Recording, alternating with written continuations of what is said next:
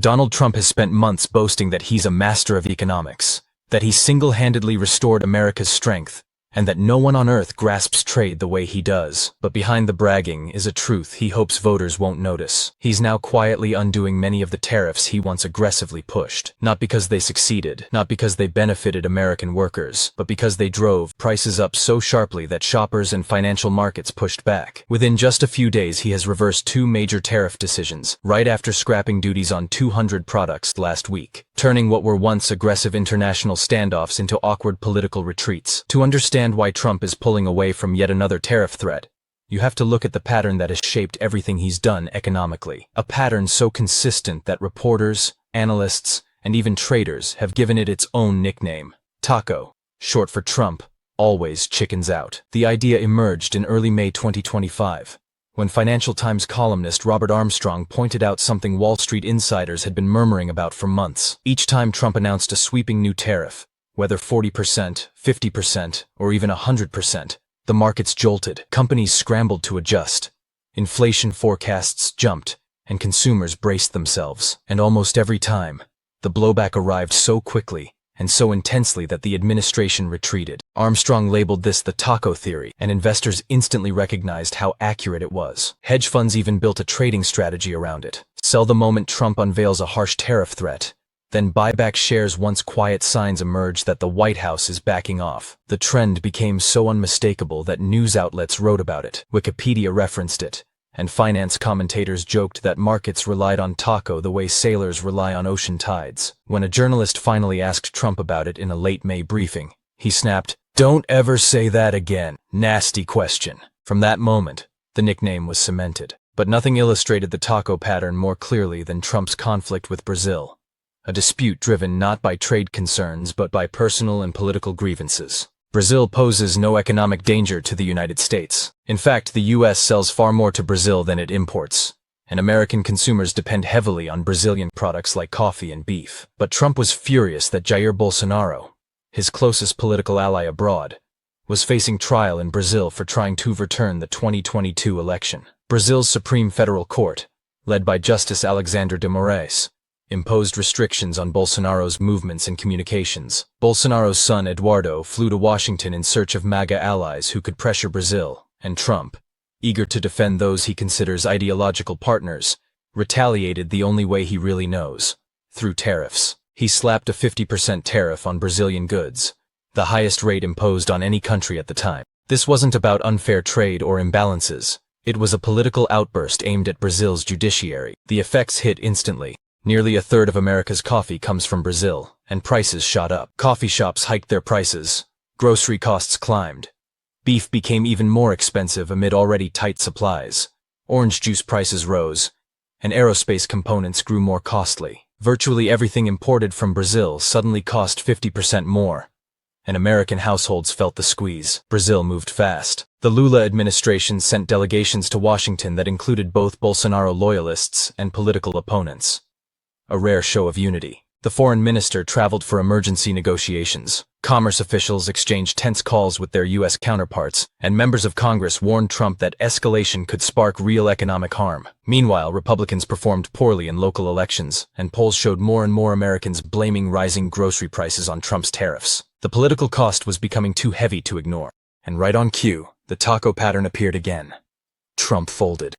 First, he paused the 10% tariff on Brazilian food products. Then, today, he eliminated the remaining 40% and made the cancellation retroactive, effectively erasing the entire 50% tariff spike. Coffee, beef, and orange juice were suddenly free of the duties that had helped drive prices upward. Brazilian officials welcomed the shift. Lula predicted a lasting solution, and Trump's aides claimed the rollback was all about easing costs for American families. But the reality was clear. Trump created the problem, watched voters suffer, and then scrambled to get out of the fire he started. Even as he backed away from the Brazil fight, another storm was building.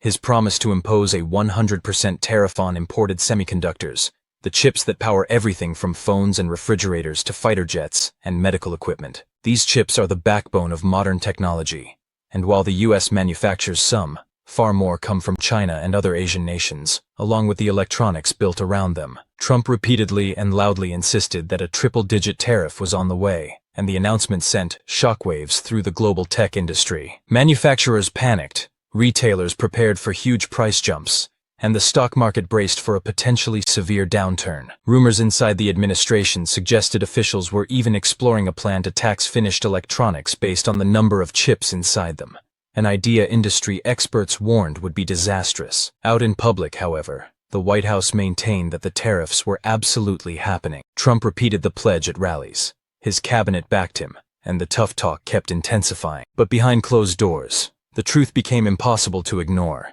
A 100% tariff on semiconductors would almost certainly trigger retaliation from China, that the U.S. economy was in no position to survive. China could cut off rare earth minerals essential for high-tech manufacturing. The fragile trade calm Trump had managed to strike with Xi Jinping and Busosan could fall apart entirely. Electronics prices could skyrocket just before the holiday shopping season, and the political blowback would land squarely on Trump. So officials quietly began tapping the brakes. Reuters later obtained leaks revealing that U.S. authorities had privately informed industry leaders the tariffs were likely to be postponed. Maybe for months, maybe for good. China's response was measured.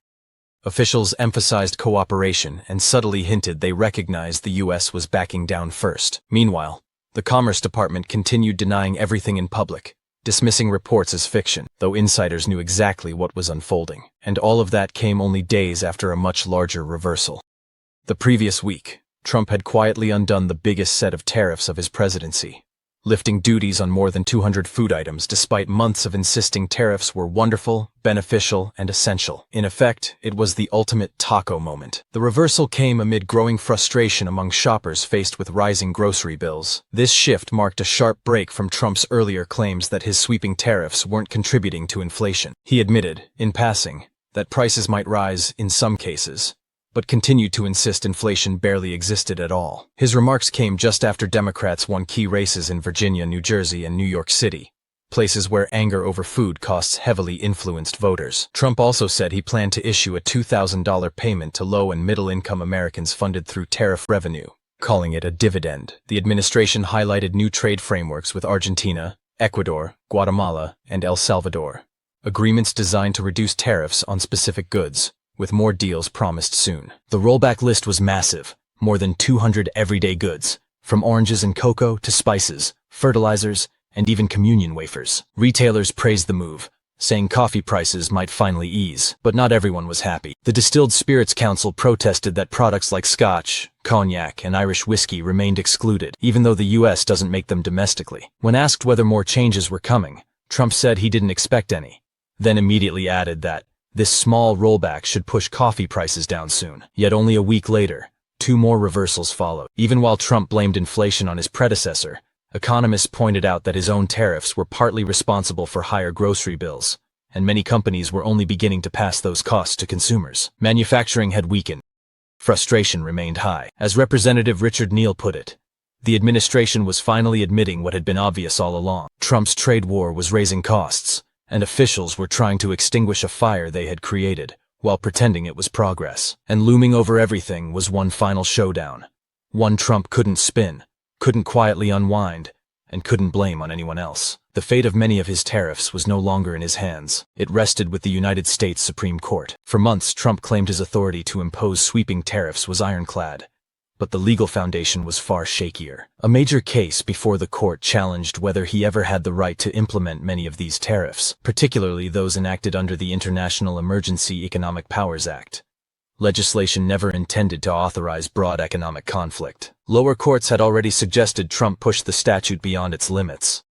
Now the justices were deciding whether his entire tariff strategy was even lawful. Oral arguments finished on November 5th, and a ruling is expected in late 2025 or early 2026. The consequences could be enormous. The court could uphold everything, overturn everything, or craft an unclear middle ground ruling that leaves consumers, companies, and global markets suspended in uncertainty. Whatever the outcome, one fact is unavoidable. The tariffs shaping the U.S. economy weren't just unpopular or inflation-driving.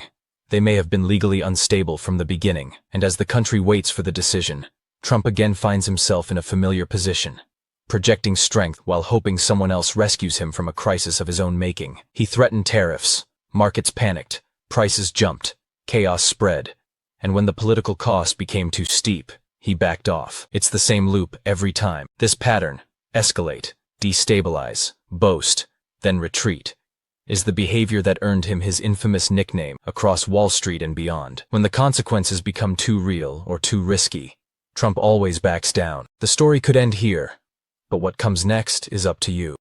This channel operates with no sponsors and no corporate support. Its only foundation is its audience. If you believe truth shouldn't be bought or buried, take action. Subscribe, like, and share your voice in the comments. To support even further, consider joining. Every bit of support strengthens the shield that keeps this channel active. Every click, every share, every membership sends a clear message. Independent journalism matters, truth matters, and we'll keep bringing you the strongest, most honest content we can.